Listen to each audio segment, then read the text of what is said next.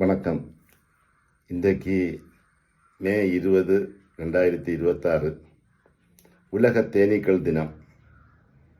உண்மையிலே தேனீக்களை விரும்பி விவசாயம் செய்யக்கூடியவர்கள் மிகவும் சிறப்பாக உலக மக்கள் ஆதரவோடு அனுசரிக்கக்கூடிய ஒரு நாள்.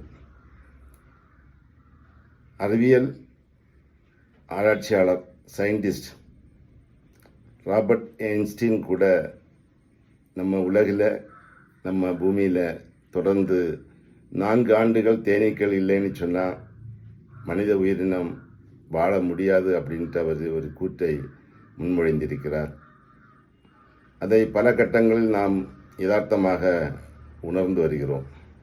இன்றைக்கு நம்ம உபயோகிக்கக்கூடிய அனைத்து உணவுப் பொருட்களிலும் தேனீக்களுடைய பங்கு மிக போற்றுதலுக்குரியது.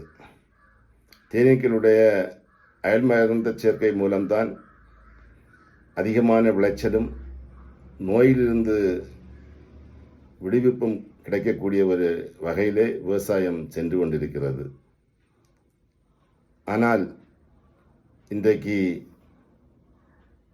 தேனீ வளர்ப்பு தொழிலை பொதுவாக அரசாங்கங்கள் ஊக்குவிப்பதிலே தயக்கம் இருக்கிறது. அதிகாரிகள் எந்த மட்டத்தில் பணியை செய்கிறார்கள் என்பதிலே பல்வேறு அபிப்பிராய வித்தியாசங்கள் இருக்கிறது. அரசாங்கம் ஒதுக்கக்கூடிய நிதி கூட கீழ்மட்டத்தில் வேலை செய்யக்கூடிய தேன் விவசாயிகளுக்கு வந்து சேருவதில்லை. அது பல கட்டங்களாக பல வழிகளாக பிரிந்து போகக்கூடிய ஒரு சூழலை நாம் பார்க்கிறோம். இன்று அறிவியலுடைய வளர்ச்சியில் எப்படிப்பட்டவரும் தேனீ வளர்ப்பு தொழிலை செய்யலாம் என்கிற ஒரு கட்டம் நம்மோடு இருக்கிறது. தேனீ கொட்டாமல் இருப்பதற்கு முகக்கவசம், கையுறை, மேலுடை, இப்படி அனைத்து உபகரணங்களும் நமக்கு சாதகமாக தேனீ வளர்ப்பு தொழிலை முன்னெடுத்து கொண்டு செல்வதற்கு இன்று நமக்கு அறிவியல் வழங்கியிருக்கிறது.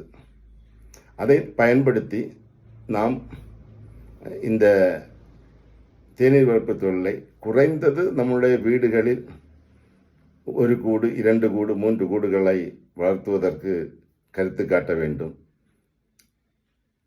தேனீக்கள் கூட பல வகையான தேனீக்கள் இருக்கிறது. லகுவாக கடிக்காத தேனீக்கள், கொசு தேனீ என்று சொல்லக்கூடிய தேனீ இருக்கிறது.